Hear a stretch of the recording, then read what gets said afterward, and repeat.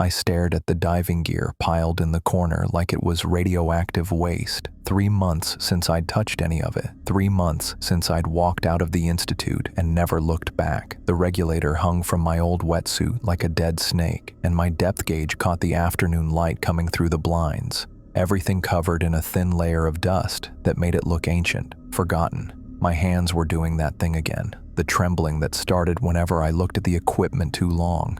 I shoved them under my legs and tried to focus on something else, but the apartment was so small there wasn't much to distract me. Just the stack of unpaid bills on my kitchen counter and the growing pile of takeout containers I kept forgetting to throw away. The phone buzzed against the coffee table. Harrison again. I could see his name on the screen, probably calling to ask if I'd changed my mind about coming back. The institute needed experienced deep-sea researchers, he'd said in his last message. They had new safety protocols now, better equipment. Like better equipment would have saved Marcus.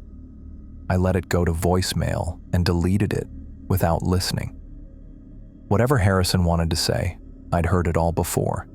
The letter sat on my desk where I'd left it this morning, crumpled into a ball next to 14 other failed attempts. Every time I tried to write to Marcus's family, the words came out wrong. How do you explain that their husband and father didn't die from equipment failure? How do you tell them that something grabbed him in the darkness 35,000 feet down? Something that shouldn't exist, but does. The official report made it sound so clean. Missing, presumed dead, equipment malfunction at extreme depth. They'd even given Marcus a memorial service, talked about his dedication to marine research, and his perfect safety record. I'd sat in the back row and said nothing while they buried an empty coffin. I walked to the window and immediately regretted it. The harbor stretched out below my apartment, fishing boats heading back to port with their afternoon catch. The water looked calm today, almost peaceful, but I knew what was underneath. I knew what lived in the deep places where sunlight never reached. My chest started tightening, that familiar feeling like someone was squeezing my lungs. I yanked the blind shut and backed away from the window, but the damage was done. Now I could hear it again, that soft, rhythmic clicking that followed me everywhere. It wasn't real. I knew that. Just my brain replaying the worst moment of my life over and over. But knowing it wasn't real didn't make it stop. I collapsed back into my chair and stared at the ceiling. Tonight would be the same as every other night. I'd lie in bed listening to the clicking in my head, watching those things move through the darkness behind my eyelids. I'd see Marcus's lights go out and feel that crushing weight of water above me, knowing I was the only one who made it back to tell a story nobody would believe. The worst part wasn't the nightmares or the shaking hands or even the way my old colleagues looked at me now. The worst part was knowing that somewhere out there, 35,000 feet down in the Mariana Trench, those things were still waiting, and sooner or later, someone else would find them. I forced myself to think back to the beginning when everything still made sense. 6 months ago, I'd been the Institute's golden boy, the guy who'd spend 16 hours straight cataloging bioluminescent organisms without complaining once. The Mariana Trench expedition was supposed to be my masterpiece, a chance to explore the deepest accessible point on Earth with technology that could actually handle the pressure down there. I could still hear Dr. Harrison's voice from that morning briefing, how excited he'd gotten when he laid out our mission parameters. Document previously unknown species, collect geological samples, test the limits of our new diving apparatus. Standard stuff, really, except for the part where we'd be going deeper than anyone had managed before in that section of the trench. Marcus Bell was my assigned partner, and honestly, I couldn't have asked for better. 15 years of experience, methodical as hell, and the kind of guy who'd double-check your equipment even after you'd already checked it yourself. I remember our final equipment check on the research vessel Poseidon, how Marcus had grinned while calibrating our communication systems. "Think we'll find any mermaids down there, Jimmy," he'd said, adjusting his headset. My wife's gonna be jealous if I come back with stories about beautiful sea creatures." I laughed and told him the only thing we'd find would be weird fish with too many teeth. God, I wish I'd been right. The descent started at dawn, our submersible craft lowering us through layers of ocean that got progressively darker and more alien. For the first hour, everything went exactly according to protocol. We documented several species of deep-sea fish, their bioluminescent displays creating this incredible underwater light show around our equipment. I felt that same pure wonder that had driven me to marine biology as a kid, watching my dad's old Jacques Cousteau documentaries on repeat. The water pressure readings stayed normal. Our equipment functioned perfectly. Communication with the surface remained crystal clear, Harrison's voice checking in every 15 minutes like clockwork. Marcus kept up a steady stream of observations, noting water temperature changes and unusual current patterns, with the kind of precision that made him the Institute's most trusted diver. Neither of us suspected we were descending toward something that would completely redefine what we thought lived in Earth's deepest places. We were just two researchers doing our jobs, following procedures we'd practiced dozens of times, excited about the possibility of discovering a new species of jellyfish or maybe some unusual coral formations. I remember thinking how peaceful it was down there, how the darkness felt protective rather than threatening. The submersible's lights cut through the water in clean white beams, illuminating particles that drifted past like snow. Marcus had started humming some old song under his breath, something his daughter had been playing on repeat at home. Everything was normal. Everything was safe. That's what made what happened next so much worse.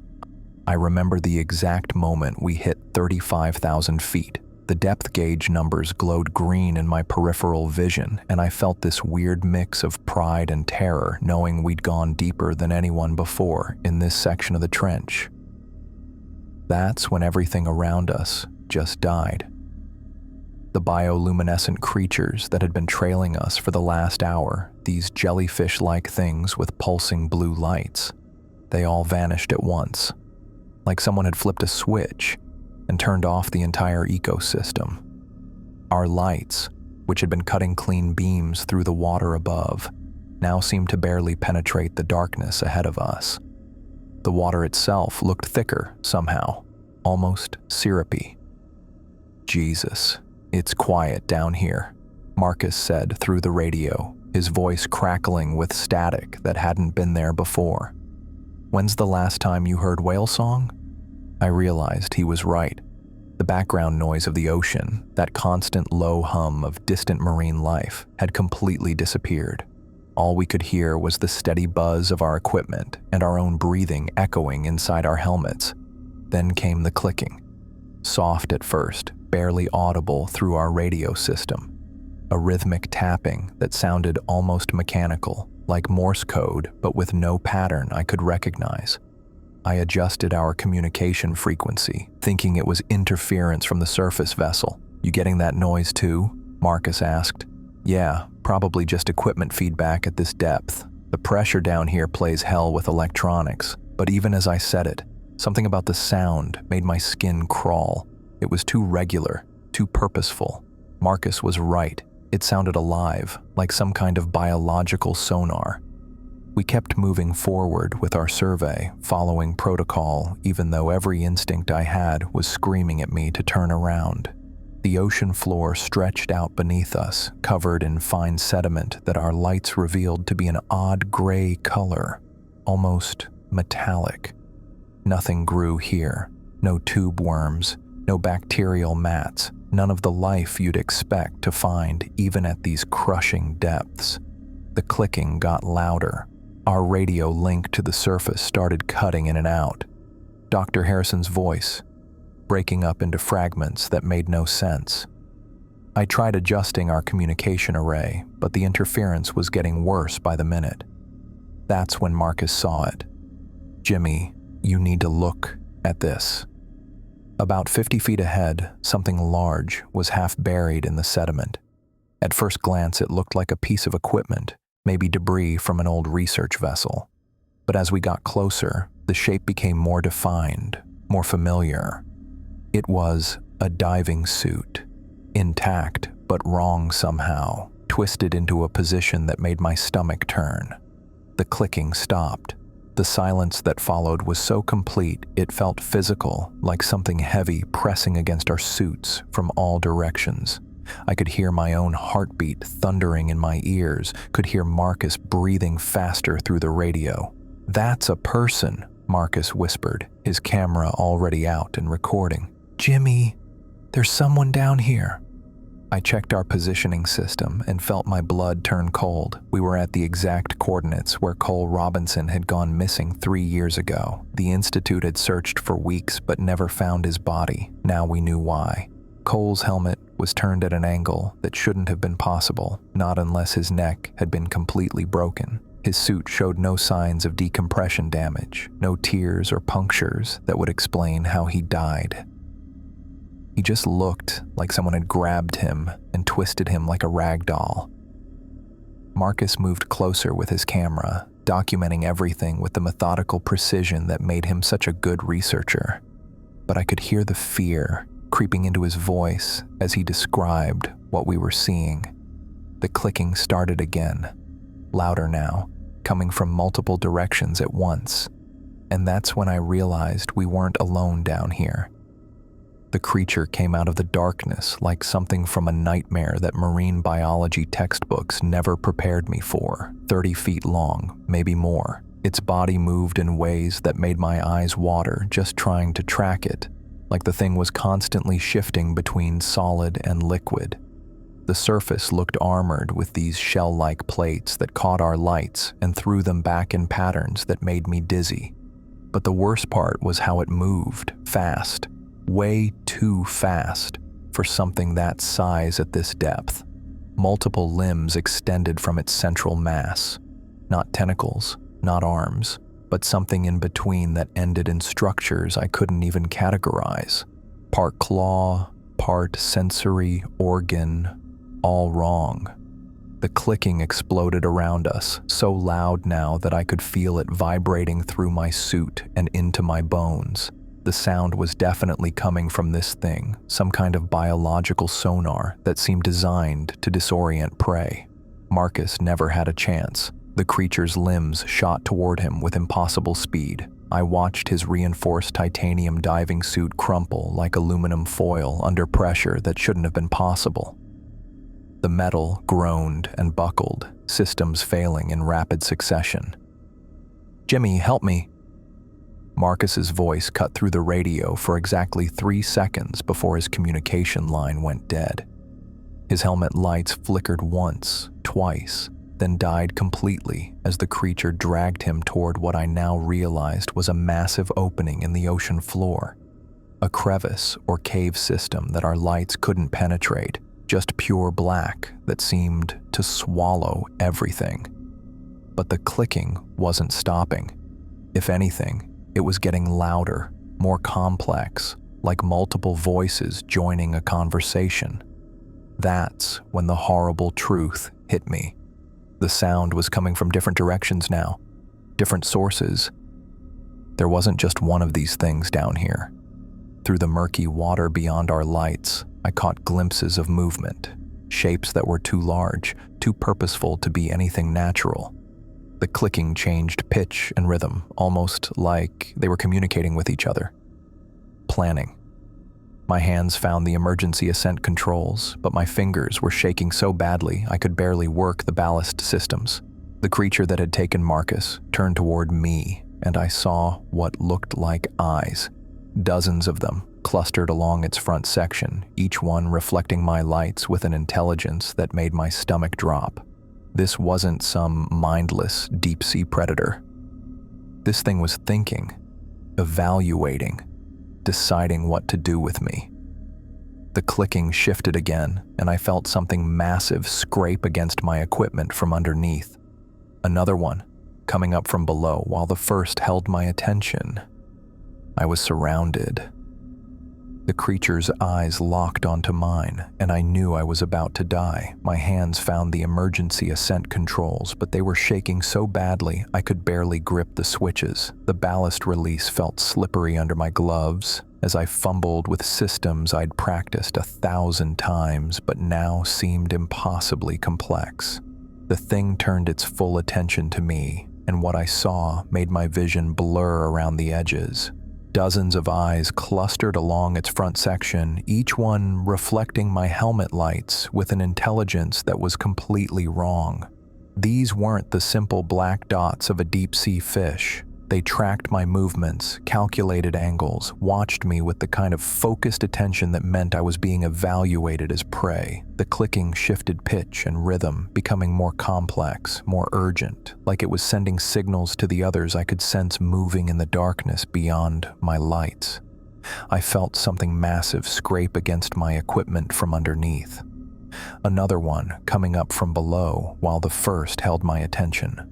The sound of metal grinding against whatever these things were made of sent vibrations through my suit that I could feel in my chest. My ascent started, but way too slowly. Something was interfering with my ballast systems, maybe the pressure from whatever was underneath me. The depth gauge barely moved as I watched it, still reading 35,000 feet while these things closed in from multiple directions. That's when I remembered the emergency flare gun clipped to my equipment belt.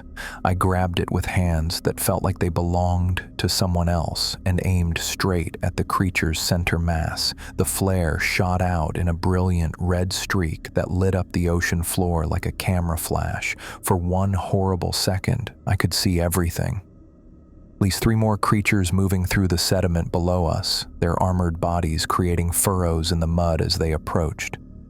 The one that had taken Marcus was dragging something toward a crevice in the ocean floor that looked like it dropped into the center of the earth, and the thing in front of me was bigger than I'd thought, its body extending back into the darkness in ways that made my brain hurt trying to process the shape.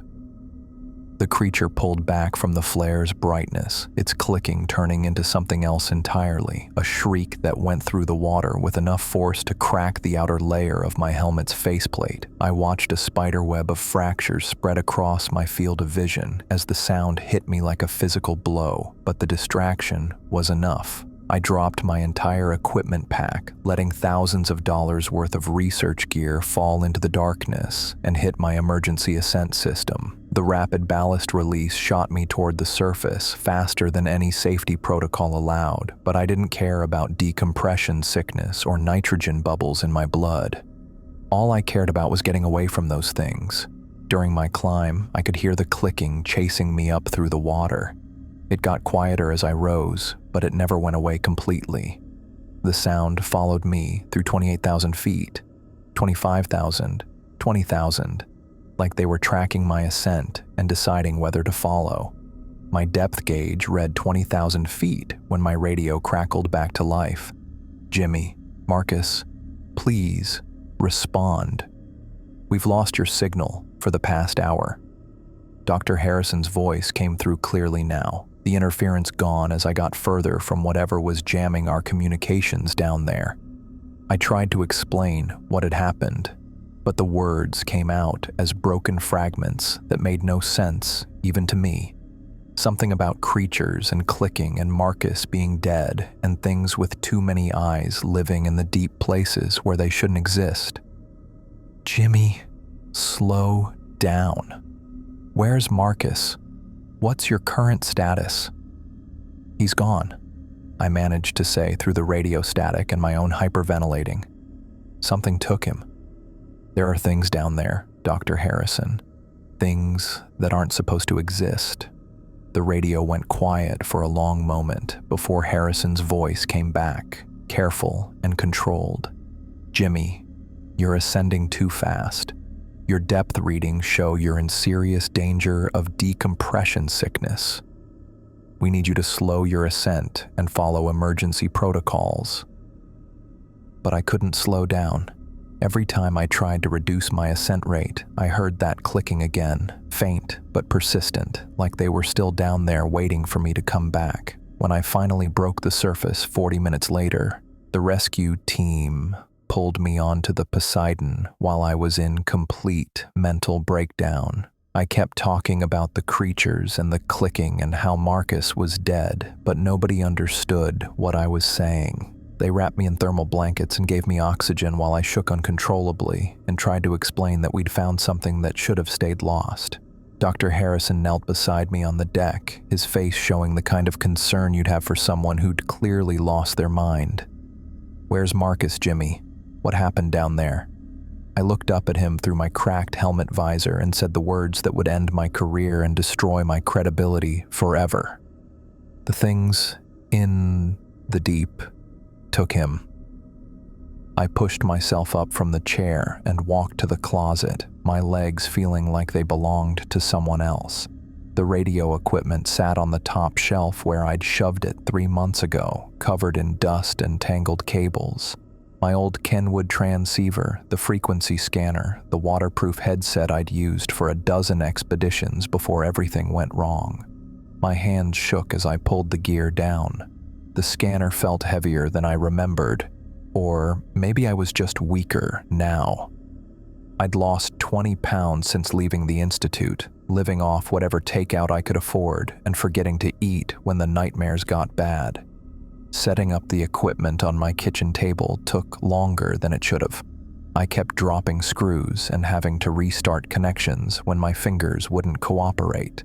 The frequency list was still taped inside the scanner's case, all the Institute's communication channels, emergency frequencies, the specific bands they used for deep-sea operations. I plugged everything in and powered up the system. Static filled my apartment, that familiar white noise that used to comfort me during long research voyages. Now, it made my skin crawl because I knew what could hide underneath those innocent radio waves. The Institute used Channel 16 for primary communications during deep-sea missions. I dialed it in and immediately heard Dr. Harrison's voice, clear and professional as always. "Research Vessel Meridian, this is Institute Base. Please confirm your current position and team status." A woman's voice responded, confident and excited. "Pearl. Institute Base. This is Dr. Romero aboard Meridian. We're approximately 12 hours out from target coordinates. All systems green, team morale excellent. Weather conditions optimal for tomorrow's dive." I closed my eyes and tried to convince myself this was a mistake. Maybe I should just turn off the radio and pretend I'd never heard about Pearl's expedition. Let someone else deal with the consequences. But I couldn't. Pearl had been one of my best students. Eager and brilliant and completely unprepared for what was waiting in the deep places. I'd taught her everything I knew about marine biology, but I'd never taught her about the things that lived where they shouldn't exist. Copy that, Meridian. Dr. Harrison sends his regards and reminds you to follow all safety protocols to the letter. Understood, Base. Dr. Romero out. The channel went quiet, except for the soft static. I adjusted the scanner to pick up their secondary frequencies, the ones they'd used during the actual dive. Everything sounded normal, routine, exactly like the communications from my own expedition right up until the moment everything went to hell. I grabbed a notebook and started writing down timestamps and frequency settings. If something happened to Pearl's team, I wanted a record that couldn't be dismissed or covered up. The Institute had buried my story, but they wouldn't be able to bury radio transmissions if I documented everything properly. The scanner crackled with another transmission, this time from someone with a British accent, probably Willow Elliott, Pearl's diving partner. Young, inexperienced, trusting her team leader to keep her safe in the most dangerous environment on Earth. "Meridian Base, this is Elliot. Final equipment check complete. All diving systems operational, emergency protocols reviewed. Ready for tomorrow's descent." Pearl's voice came back immediately. "Excellent work, Willow. Get some rest.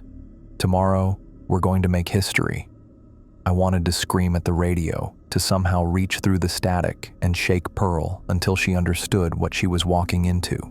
But all I could do was sit in my dark apartment and listen to them prepare for their own destruction. The frequencies went quiet as Pearl's team settled in for the night. I kept the scanner running anyway, hoping maybe they'd change their minds, call off the mission, find some excuse to turn around, and head back to shore. But I knew they wouldn't.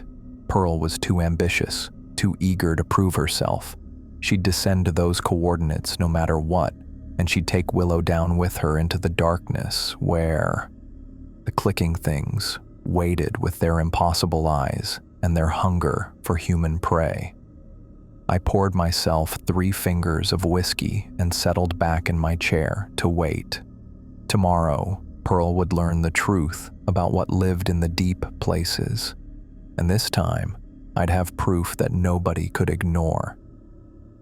I cranked up the volume on the scanner and leaned closer to the speakers. Pearl's voice came through crystal clear, professional excitement bleeding through her radio discipline. Institute base, we're at 28,000 feet and documenting incredible biodiversity. The bioluminescent displays down here are unlike anything in the literature. I found myself gripping the edge of the table. Maybe I'd been wrong. Maybe trauma had scrambled my memories, turned equipment failure into monsters and mechanical sounds into something sinister. Pearl sounded confident, in control, exactly like I used to sound before everything went to hell. For 3 days, I listened to routine check-ins, depth readings, equipment status, species documentation, normal research chatter between the surface team and the divers. Pearl's enthusiasm reminded me of myself at her age, hungry to push deeper, to discover something that would make my career. On the 4th day, they hit 30,000 feet. Institute base, this is Dr. Romero. We're approaching target depth with all systems nominal. Pearl's voice carried the same excitement, but something else came through the speakers now. A faint hiss underneath her words, like interference from a distant radio station bleeding through. I adjusted the frequency, trying to clean up the signal. The static got worse instead of better. Copy that, Meridian. Maintain standard protocols and continue descent. Roger, base. Willow's getting some fantastic footage of the tube worm colonies down here.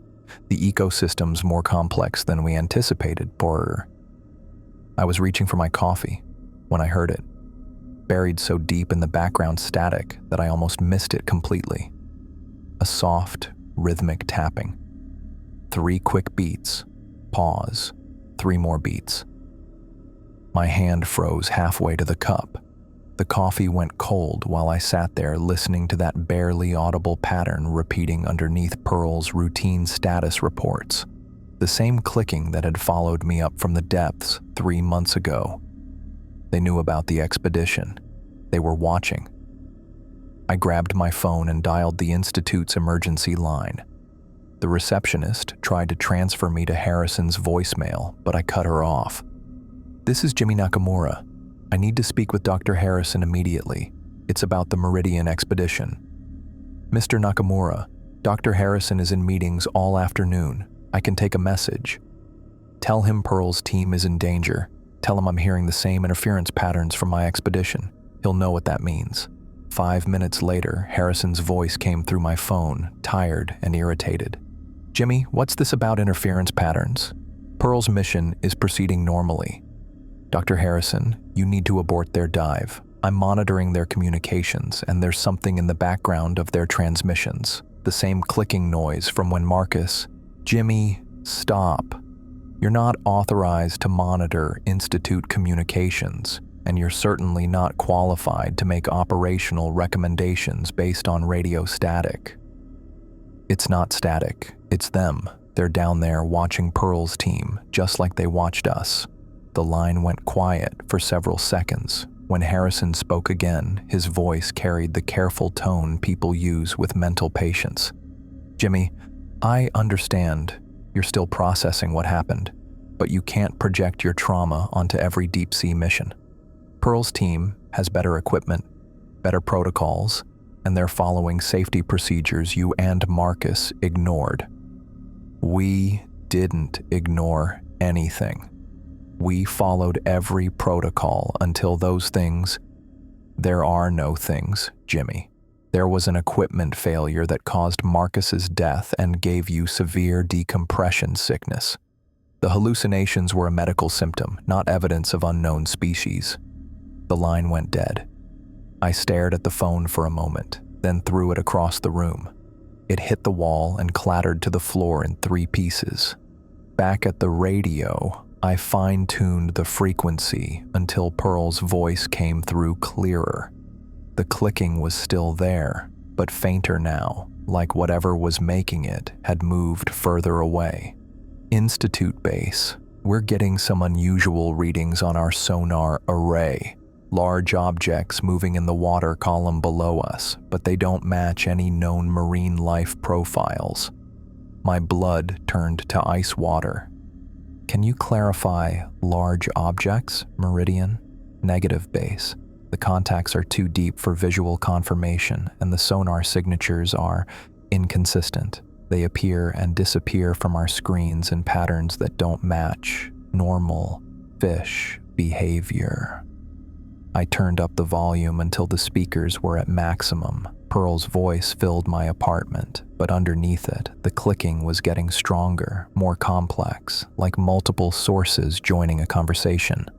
Meridian, maintain your current depth and continue standard documentation. Do not pursue unidentified contacts. Copy that, base. But these readings are really strange. The objects seem to be moving in coordinated formations, almost like they're— Static burst through the speakers, drowning out Pearl's words. When it cleared, her voice came back, but something had changed. The excitement was gone, replaced by confusion that made my chest tighten. Institute base, our equipment just registered multiple large contacts rising from below. Request permission to begin emergency ascent procedures. I grabbed the notebook and started writing down everything I heard, timestamps and exact quotes. This time, there would be a record that couldn't be buried or explained away. The clicking was loud enough now that Pearl's surface team had to be hearing it too, but nobody mentioned it on the radio, like they were all pretending the sound didn't exist, just like they'd pretended about Marcus. The clicking exploded through my speakers like machine gun fire. I jerked back from the radio, knocking over my coffee cup. The liquid spread across my notebook, but I couldn't look away from the scanner. The sound was crystal clear now, no longer buried under static. The same rhythmic pattern that had followed me up from 35,000 feet, except now it was coming through Pearl's equipment. Institute base, we have multiple large contacts approaching from below. Pearl's voice cracked with panic. Request immediate emergency ascent authorization. Meridian, please clarify your situation. Are you reporting equipment malfunction? Negative. These are biological contacts. Repeat, biological contacts. They're moving in formation and they're huge. Sonar shows at least 6 objects, each measuring. Jesus Christ, they're the size of subway cars.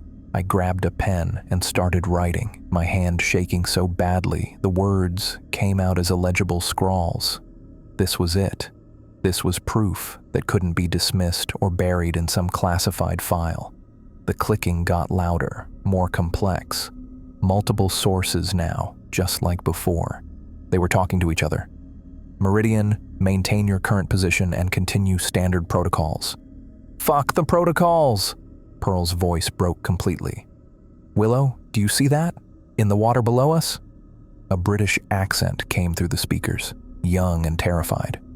Those aren't lights, Pearl. Bioluminescence doesn't move like that. It's too organized, too purposeful. Institute base, we're seeing lights in the darkness, not bioluminescence, something else. They're moving with intelligence, coordinating their approach, beginning emergency ascent now. I turned the volume up until the speakers distorted. Come on, Pearl, get out of there. Don't try to document it. Don't try to be a hero. Just run. Pearl! Willow's scream cut through the static. Something's got tentacles. It's coming up from underneath us." The line went dead. "Willow, Willow, respond." Pearl's voice turned frantic. "Institute base, I've lost contact with my partner. Her lights just went out. There's something down here, something that shouldn't exist." Static burst through the speakers, then Pearl's voice came back, breathless and panicked.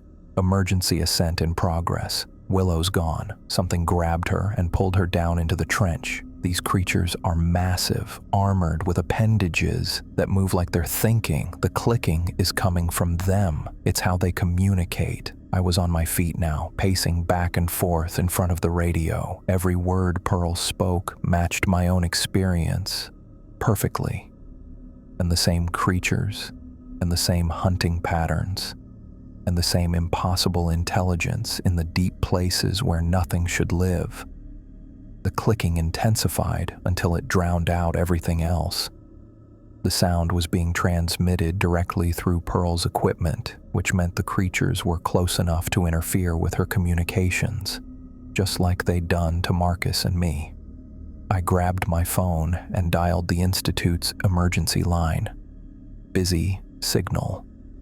I tried again. Still busy. They had to be getting flooded with calls about the expedition's distress signals.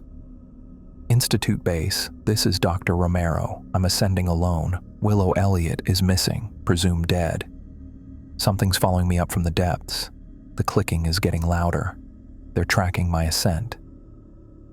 The radio went silent. I stared at the speakers, waiting for Pearl's voice to come back. 10 minutes passed. 15, nothing but empty static. Then the speakers crackled to life. "Institute base, this is Dr. Romero, aboard Meridian." I leaned closer to the radio. Something was wrong with Pearl's voice. The panic was gone, replaced by a flat, emotionless tone that didn't match anything I'd heard from her before. "Mission proceeding normally. All team members accounted for. Beginning return to surface." My blood turned to ice. That wasn't Pearl. The words were coming through her radio, using her voice, but the cadence was all wrong. Too measured, too controlled, like someone reading from a script they didn't understand. "Copy that, Meridian. Confirm all team members are safe and accounted for." "Affirmative. Dr. Elliott and I are both in good condition. No equipment malfunctions to report. Returning to base as scheduled." I grabbed the radio and started screaming into the microphone. "That's not Pearl. Something's happened to them. The voices are wrong." But I wasn't transmitting on their frequency. I was just a civilian with a scanner, listening to conversations I wasn't supposed to hear. The clicking continued in the background of the transmission, soft but persistent. The creatures weren't just predators hunting for food. They were something far worse, something that could take Pearl's voice and use it to lie to the surface team. I thought about Marcus, about how his lights had gone out in the darkness, about Cole Robinson twisted into an impossible position on the ocean floor, about all the other researchers who disappeared in the deep places over the years, written off as equipment failures or human error. The creatures had been learning, watching, waiting, and now they had Pearl.